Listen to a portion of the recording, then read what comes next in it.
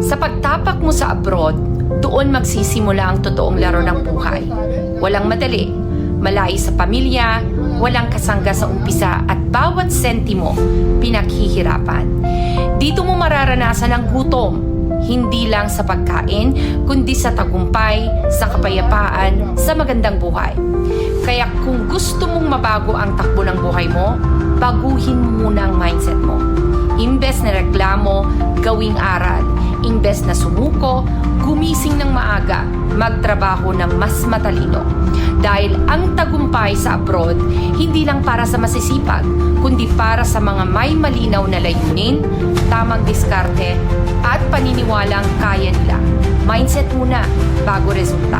At kapag nabago ang mindset mo, dyan magsisimula ang tunay na pagbabago ng buhay mo.